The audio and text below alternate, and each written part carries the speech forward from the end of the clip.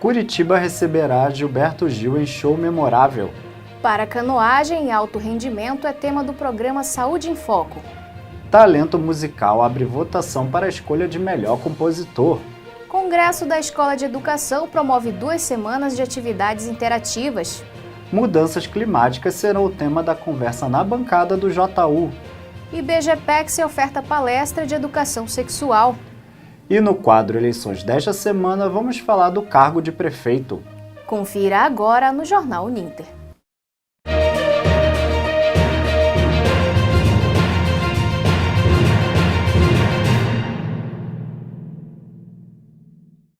Olá, está no ar mais uma edição do Jornal Uninter. Olá, sejam todos muito bem-vindos. Está aberta a temporada de votação para a terceira edição do TAMU, Talento Musical. O evento é promovido pelo curso de Licenciatura em Música, com o apoio da Fundação Wilson Pickler. Os 20 melhores compositores terão suas músicas divulgadas na galeria virtual Alma. E os 4 melhores ganharão bolsas de estudo. Para quem estiver interessado em votar na competição, basta acessar o site uninter.com/galeria virtual e selecionar em qual dos artistas você quer votar. Termina hoje o Congresso Híbrido Conectando Teoria e Prática Presencial, promovido pela Escola Superior de Educação, Humanidades e Línguas da Uninter. Foram 2 semanas de atividades que incluíram palestras, oficinas e momento cultural.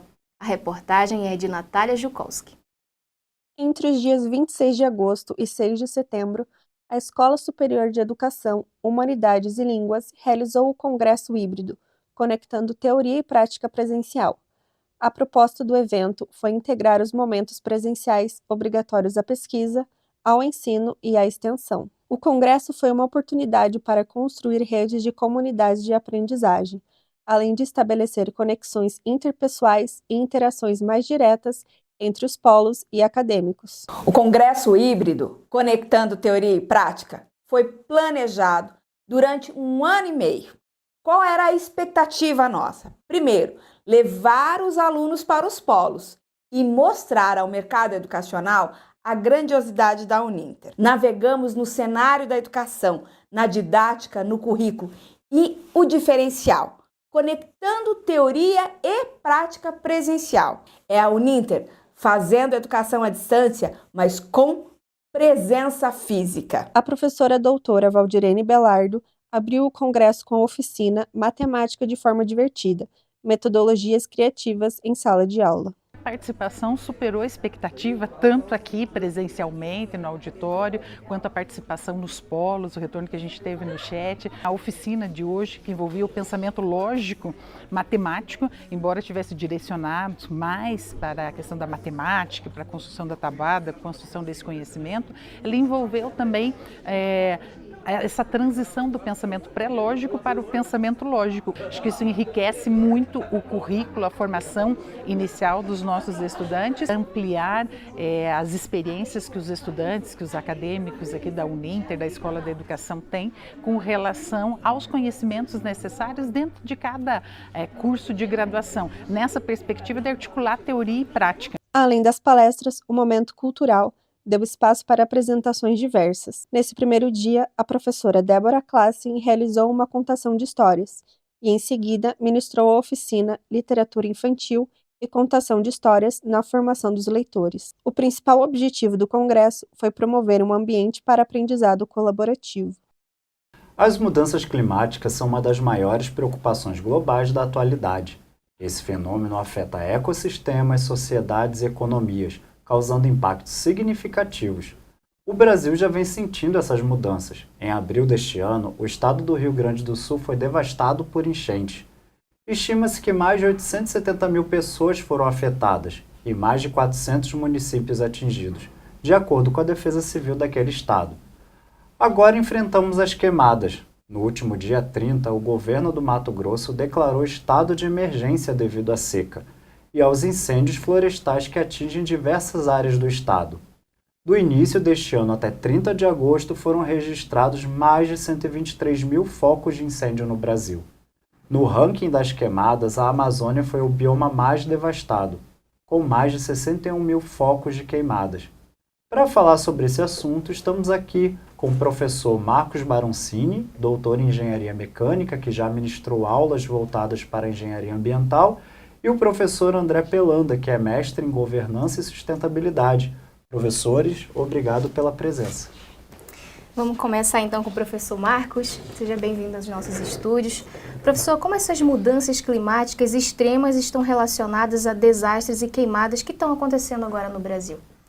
Bom, na verdade é um ciclo vicioso que acontece, né? Você tem aí a diminuição da umidade na atmosfera, pelo próprio efeito estufa, que é gerado por diversos gases, dentre eles os gases de queimadas, deixando o clima mais seco e aí propiciando que os incêndios naturais ocorram em maior quantidade.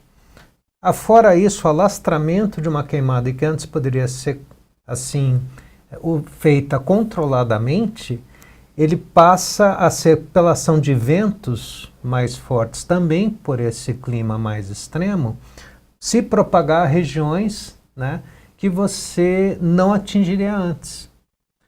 Afora isso, o próprio efeito que tem dos gases da queimada e da fuligem que se propaga para regiões muito mais, a gente vê isso acontecendo diariamente, também provoca, né, esse tipo de fenômeno. Então a gente pode dizer que uma coisa alimenta a outra. Esse clima mais extremo, função do efeito estufa, vai propiciar condições para que as queimadas espontâneas aconteçam com maior frequência, vai dificultar o controle de queimadas controladas e isso vai alimentar mais o efeito estufa. A gente tem que achar uma forma de controlar isto.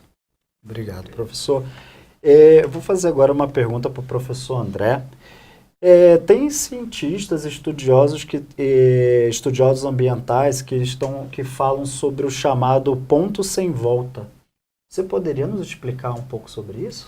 O ponto sem volta ele se refere àquelas mudanças climáticas em que, mesmo que sejam reduzidos drasticamente os gases que causam o agravamento do efeito estufa, elas acabam se autossustentando. E nós, a partir desse momento, não temos mais a capacidade de interferir a ponto de retornar ao ponto que era antes desses efeitos, né? No caso do início das mudanças climáticas. É bem evidente isso no caso, por exemplo, em relação ao derretimento das calotas polares. Na medida em que esse processo ocorre, nós temos uma diminuição em relação àquela luz que é refletida de volta para a atmosfera e, consequentemente, quanto mais luz é absorvida no solo, ou mesmo a partir do momento em que a calota ela acaba derretendo e se transformando em água, nós temos um sistema que se sustenta, fazendo com que cada vez mais, por exemplo, as águas superficiais dos oceanos venham a sofrer o processo de aquecimento, levando, consequentemente, né, a um processo em que o ser humano não tem mais a capacidade de interferir a ponto de retornar ao que era antes. Certo, obrigado, professor. Professor Marcos, muita gente tem falado dessas mudanças que afetam não só os seres humanos, mas também a fauna e a flora, né? Como é que essa mudança afeta isso? Bom, se a gente falar em fauna e flora, hoje, nesse exato momento, nós estamos com uma temperatura média no nosso planeta 1,2 graus Celsius maior. Imagine você que tem estudos que, a partir da temperatura de 1,5 graus Celsius, olha como nós estamos próximos, 15% da fauna conhecida vai entrar em extinção. Estamos perto disso. Afora isso, né, você, com esse efeito de clima mais extremo, você gera regiões onde tem regiões secas mais secas, né, e onde tem climas mais úmidos, mais propensos a tempestades. Isso afeta todo o bioma, afetando a alimentação dos animais. Esses animais, por consequência, migram para regiões mais próximas de centros urbanos, buscando comida, e aí nós temos um efeito perverso, que afeta a nós, que são as zoonoses. Hoje a gente tem aí, né, o Mpox, não é isso? Mpox, e que ele era conhecido como varíola do macaco, né, e que hoje é transmitido também por roedores, e nós temos ele no Brasil, né? sendo que o Sudeste é o grande centro onde está acontecendo isso. Afora isso, né, alterações climáticas, o aquecimento maior global, chega a um ponto de gerar um aquecimento que o ser humano não consegue mais controlar sua temperatura. E a gente vê que são casos mais frequentes de mortes por climas extremos, né? A gente vê isso noticiado direto. Afora isso, doenças, né, respiratórias com muito maior intensidade. Animais. Você pode mudar com essa alteração climática, né, até a forma com que o animal interage com o meio ambiente, né? Seus sentidos, seu paladar pode alterar.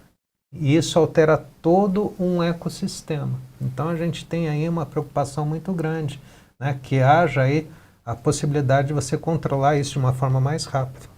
Só complementando uma coisinha, né? A gente pensa que os gases do efeito estufa que provocam isso, eles vêm só de queimadas, né, e de poluição, mas saibam que o fertilizante químico usado na agricultura, ele é responsável por 10% da emissão dos gases de efeito estufa, de um dos principais, que é o óxido nitroso. Isso também é um problema, porque você diminui a qualidade do solo, que fica mais seco, tem que usar mais fertilizante químico, aumenta a emissão do gás de efeito estufa e também aumenta o efeito. Então aí, essas condições que afetam, a gente fala de agricultura porque também tem a segurança alimentar, né? Com regiões mais secas você tem mais dificuldade de produzir alimentos.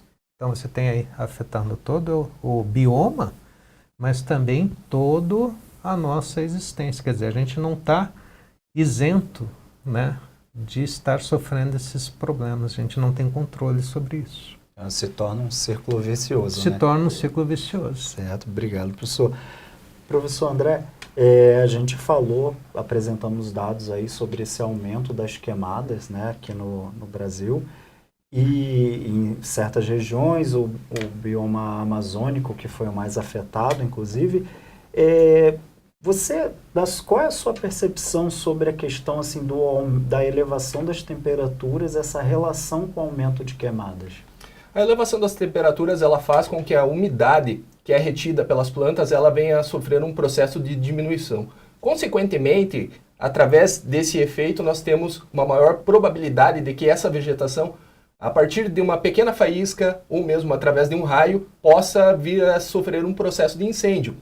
E também nós temos as situações em que existem agricultores que utilizam do processo de queimada para a renovação da pastagem. E muitas vezes essas queimadas controladas, elas acabam saindo de controle e atingindo grandes regiões florestais. E esse processo aliado a essa característica desse período em que nós temos um menor índice de pluviosidade, em que a vegetação encontra-se bastante seca, consequentemente leva a grandes queimadas, atingindo regiões florestais, regiões de campo e mesmo se aproximando de maneira bastante perigosa em relação às populações que vivem nessas regiões, trazendo problemas em relação à qualidade do ar e muitas vezes também colocando em risco muitos ecossistemas em que as espécies que vivem ali acabam, consequentemente, tendo que fugir, tendo todo o seu habitat destruído, levando, consequentemente, também ao processo de extinção de espécies em muitos biomas. Muito obrigado, professor. O professor André citou aí as queimadas, né, professor? Uhum. Mas nós também tivemos lá a questão do Rio Grande do Sul, né? Com Sim. o aumento das chuvas e as enchentes, que deixou muitos desabrigados, muitas pessoas foram afetadas, como a gente bem mencionou lá no início. Mas quais outros efeitos, outros desastres as mudanças climáticas podem causar? Bom, você tem um aumento da probabilidade de tufões, de furacões, né? Porque você tem aí, como é que eles se criam? Eles se criam normalmente no mar por ondas de calor. Então você tem esse aumento com o derretimento da camada polar e o aumento do nível do mar, você pode ter tsunamis muito mais intensos. O que antes atingia poucas regiões, você pode ter efeitos catastróficos com eles.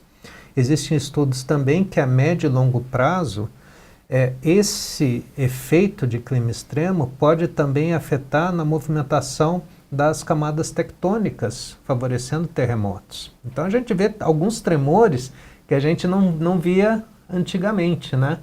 E toda essa conjuntura, né? Tufões, ventos muito fortes acima do normal, furacões mais intensos, né? São todos resultados dessa alteração climática, né?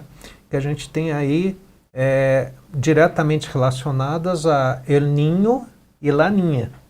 El Niño, que é o aquecimento do Oceano Pacífico em função equatorial, né? O aquecimento da água do Oceano Pacífico.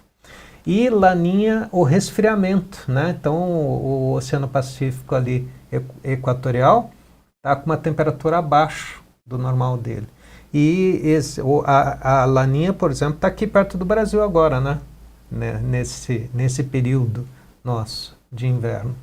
E ela gera exatamente essas chuvas torrenciais, gera essa seca que a gente está vendo na Amazônia, e isso tudo é consequência dessa alteração climática. Então, são esses efeitos que a gente pode ter no futuro. Certo, professor. E, professor André, pegando um gancho da fala aqui do professor Marcos, como que os governos, os órgãos podem, que atitudes eles podem tomar para poder... A gente sabe que reverter é algo difícil, mas que possam ou prevenir, ou então para poder mitigar um pouco os efeitos. Para prevenir ou mitigar os efeitos das queimadas, é muito importante uma sensibilização em relação à população. No caso, programas de educação ambiental que venham orientar essas pessoas, também a capacitação em relação a pequenos agricultores que muitas vezes utilizam a queimada em alguns períodos do ano, né, em suas plantações, em relação a técnicas mais sustentáveis e que não necessitam da utilização do fogo, é um processo muito importante. Também a capacitação de brigadas de incêndio que atuem não somente em nível regional, mas também, né, tenham a capacidade de atuar em outros biomas em casos de emergência, como nós vimos no ano passado e também no ano 2021 e 2022, em que brigadas de todo o país se reuniram para atuar no combate aos incêndios no Pantanal Mato Grossense. É muito importante esse processo. E, além disso, também a utilização de novas tecnologias, como, por exemplo, drones de vigilância para detectar rapidamente focos de queimada que podem eventualmente se tornar em grandes incêndios, e também a utilização de satélites com imagens praticamente em tempo real que venham a identificar as áreas em que nós temos essa problemática. Certo, muito obrigado, professor. E a nossa conversa fica por aqui. Obrigada, professores, pelas contribuições, né, para a gente refletir aí sobre os impactos e as mudanças climáticas que vêm acontecendo aqui no nosso país.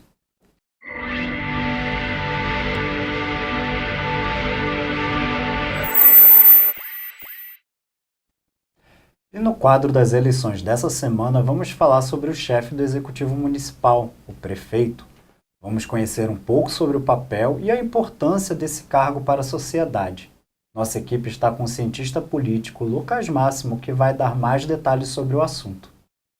Olá, Adriane, olá, Rafael, e a todos que acompanham o Jornal Uninter. Estou aqui com o professor Lucas Máximo, que é doutor em Ciência Política e pesquisador na área. Seja bem-vindo, professor. Olá, Gabriel, tudo bem? Professor, vamos para a primeira pergunta, então. Qual a função de um prefeito e a importância dele para o município? É fundamental. Nós dizemos que em anos de eleição municipal, a classe política inteira, governadores, prefeitos, os senadores, os deputados, todo mundo que tem alguma relevância no campo da política está olhando para a eleição municipal. Portanto, não podemos imaginar que é desimportante. Mas qual é então a função dessas pessoas que serão eleitas em 2024? Nós dizemos, Gabriel, que os prefeitos, eles desempenham 3 funções básicas.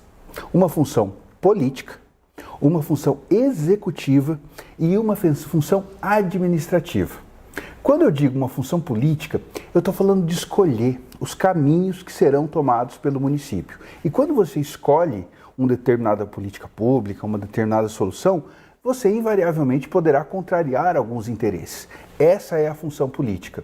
Você precisa, a todo momento, estar em contato com a população, estar em contato com os vereadores, estar em contato com outras instâncias no Estado, com os deputados federais, para você poder trazer recursos para o seu município. Então, a função política está relacionada com esse diálogo e com essa escolha de prioridades. Quando a gente fala de uma função executiva, a gente tem que imaginar, Gabriel, que não é o prefeito que vai lá tapar um buraco.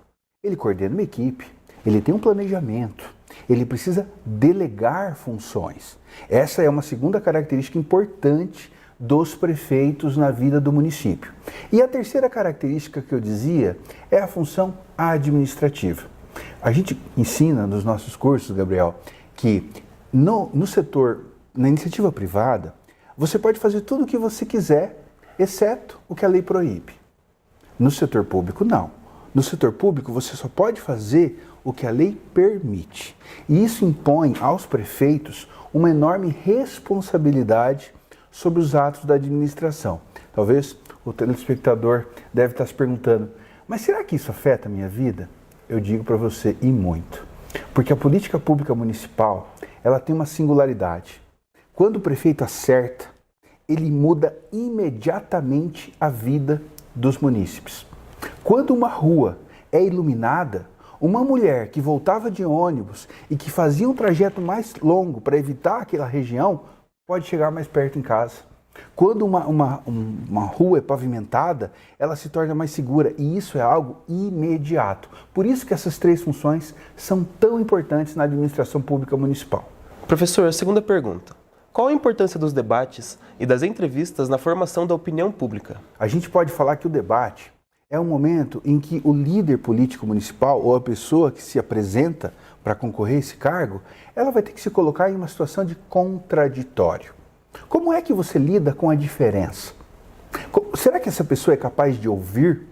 Quais são as propostas que essa pessoa tem para o município? Isso é muito importante, porque se o sujeito vai em um debate, ou um homem ou uma mulher, e se ele vai falar de assuntos que não estão relacionados com a administração municipal, digamos, por exemplo, corrupção, segurança pública, é melhor falar sobre iluminação.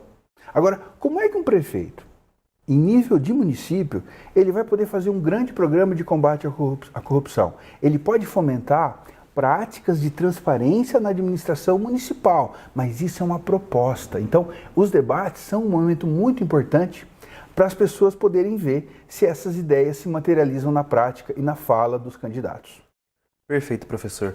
E para finalizar, quais dicas você dá para o público que nos assiste na hora de escolher um candidato? Pode parecer um pouco ingênuo, mas é nosso papel, como professores, ensinar o jeito correto de se escolher um candidato.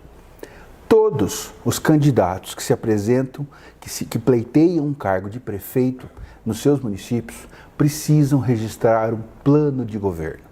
Esse plano de governo ele é público e é ali que estão escritas as propostas dos candidatos. Por que eu digo que pode parecer ingênuo? Porque as pessoas, às vezes, elas se pautam por outros critérios, mas é muito importante ler o plano de governo. Se nós não fizermos a nossa parte, se nós não utilizarmos esse tipo de critério, certamente nós vamos deixar de contribuir para que o nosso município melhore, para que a nossa rua fique mais limpa, mais bem iluminada e que a nossa cidade prospere. Isso invariavelmente passa pela leitura do plano de governo e usar esse como um critério para diferenciar os candidatos que se apresentam à população. Professor Lucas, muito obrigado pela sua participação. É um prazer. Chegamos ao fim de mais um quadro Eleições 2024. Voltamos ao estúdio.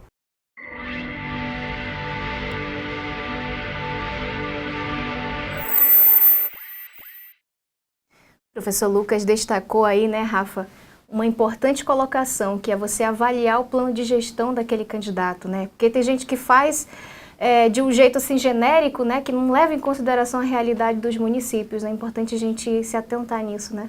Isso mesmo. E você que ainda não decidiu pelo seu candidato, fique atento aí às dicas que o professor deu pra gente. Em rodas de conversa ou em ambientes educacionais, a educação sexual ainda é um tabu. Buscando levar informações aos jovens sobre infecções sexualmente transmissíveis, os coordenadores de pós-graduação da Uninter, William Salles e Ana Paula Venfurter, realizaram uma palestra sobre a turma para o Programa de Jovem Aprendiz. A parceria entre BGPEX e o Grupo Uninter reúne 39 aprendizes que atuam nas mais diversas áreas da instituição. Está acontecendo em Paris os Jogos Paralímpicos de 2024.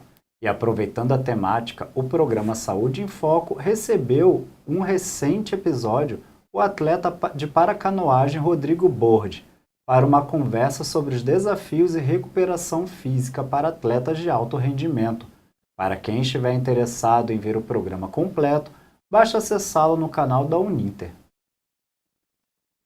Curitiba será palco do projeto de um dos maiores nomes da música popular brasileira. Gilberto Gil chega à capital paranaense no dia 9 de novembro para o espetáculo Amor Azul. O show, que teve estreia em São Paulo, é uma oportunidade para ver de pertinho o artista que pretende reduzir a agenda em 2025.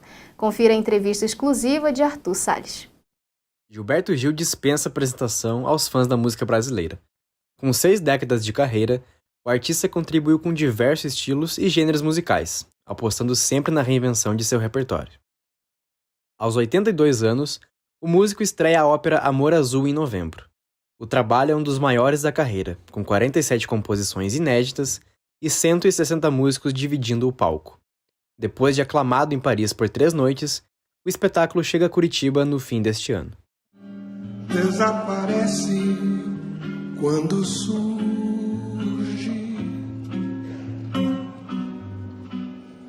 Então é justo que se mude. Mesmo com o novo trabalho, Gil anunciou que pretende se aposentar em 2025. Em entrevista exclusiva, ele comenta sobre expectativas para a aposentadoria e sobre seu novo show, Amor Azul. Gil, conta pra gente um pouquinho o que é a ópera Amor Azul. É uma história de amor entre os deuses dali do panteão indiano, né?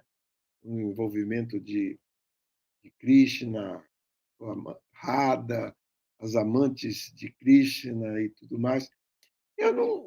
A importância é essa origem, essa proveniência desse campo extraordinário da vida cultural do mundo, que é a Índia, né? E eu trazendo os ingredientes da minha experiência, da minha longa, cinquentenária já experiência no campo da música popular do Brasil, com todas essas abordagens que você citou aí, abordando a música europeia, abordando a música americana, o jazz, o rock, enfim, esses aspectos todos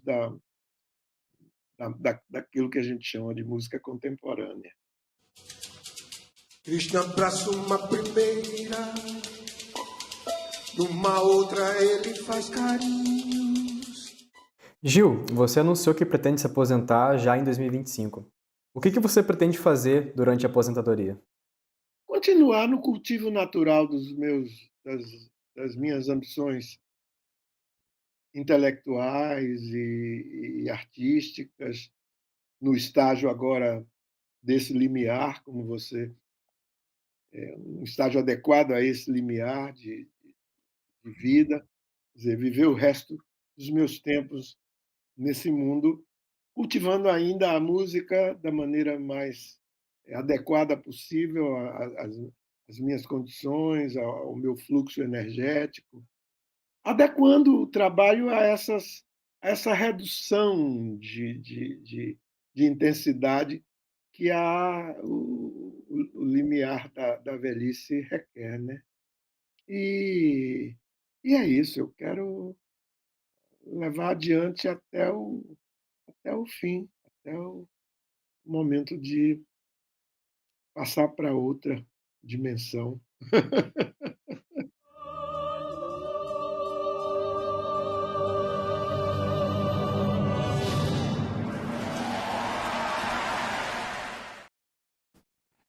E aí, Adri, eu vou prestigiar o Gil, e você? Eu não perco isso por nada, até porque, né, Rafa, é uma das últimas oportunidades que a gente tem de ver esse artista de perto, né? Um ídolo, né, uma lenda aqui no Brasil. E o Jornal Uninter fica por aqui. Obrigada pela sua companhia. Obrigado por ter ficado conosco. Siga a TV Uninter nas redes sociais e também no nosso site Uninter Notícias. Até a próxima!